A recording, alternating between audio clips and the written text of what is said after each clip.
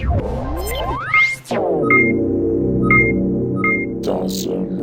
YouTube, Dawson Ryder here with my review of the Voltron Legendary Defender basic figure for the Black Lion. So, I couldn't justify picking up the entire wave of these because they're honestly not that great as a whole. So I picked up a few pieces that I wanted, and I'm doing a series of 3 reviews that will be coming out today, shorter reviews.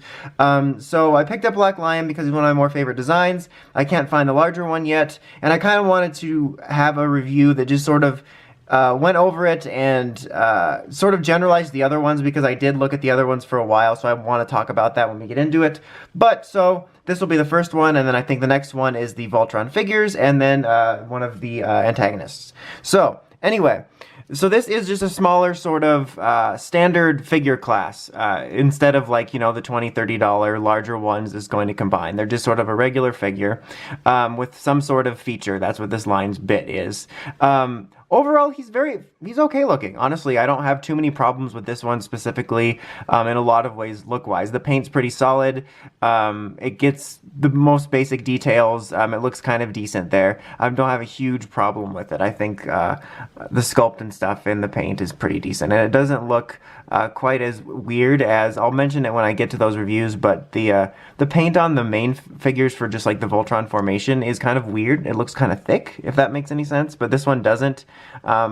But yeah, overall, look-wise, I think he's fine. The main thing I wanted to bring attention to regarding this guy and the other lions is specifically on their mouths, you can see right there is white. That's the same way for all the other lions, and there's actually, if I remember right, because I actually forgot and I had to go like relook at some bits from it, that it seemed like their joints were white in like the show. So that was actually one thing I didn't catch in the larger scale ones, but that's not as huge of a deal in the larger ones. It's just kind of a lighter gray, but he is the only one that I recall having the painted white mouth. The other 4 lions' mouths, I believe, are all gray, which it seems like such a minor nitpick, and I'm not usually one to really harp on paint apps, but for this, for the other 4, it made them look really cheap, which is another part of the reason that I just couldn't justify getting them, since I'm going to be I got the other ones, the larger scale ones, and I'll probably get the together Voltron, so I just couldn't justify having so many versions,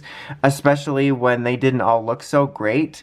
So that's kind of a thing for me. Like, every now and then there's a paint app missing, I'm like, well, that's not a big deal, it doesn't matter, but the way that it looks on the other 4, you might be able to see what I'm talking about when you see it in stores, just looks cheap. Thankfully his looks fine, but that really bothered me about the other 4, and that was sort of a deciding factor. But I wanted to, you know, get one of them and be able to bring it up in a review.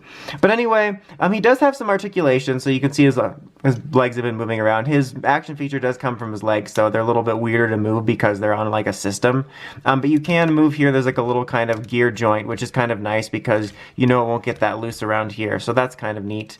Back here you can move his legs pretty much all the way around, and his tail just totally got in the way. Classic.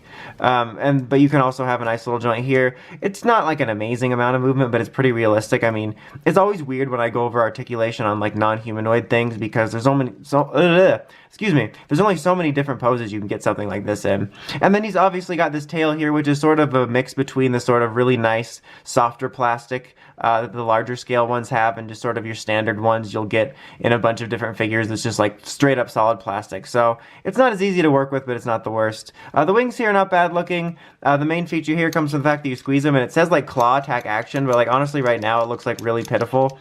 And there was like the way I had him earlier before I started the review, he just like looked like he was just waving, so it's not that exciting, to be honest. One thing I do like about this over the larger ones is you can open their mouths and keep them open. It's kind of like an unnaturally, when you like open it like that, it's like unnaturally wide and you kind of have to adjust it carefully, but still I appreciate that. It's kind of a small thing.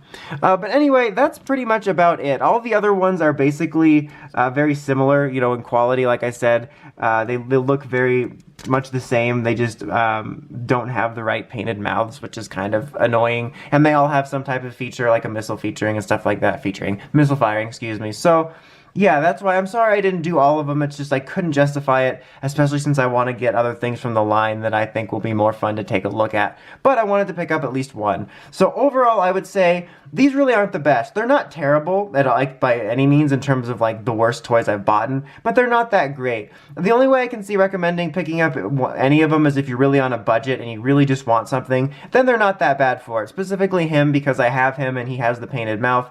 But otherwise, I would definitely go for the better, larger scale versions. They're twice the price, but still you can tell by the quality. But yeah, overall, not the best, but I can't really recommend it unless you're really on a budget. But especially the other four, it's just a shame that they don't have the painted mouths. It's like that one little detail that makes it look cheaper than it should. But anyway, that's about it. Until next time, make sure you have the Crazy Podcast at writersrangerambles.com. And of course, don't forget to like, comment, subscribe. Till next time, Dawson Ryder, signing out.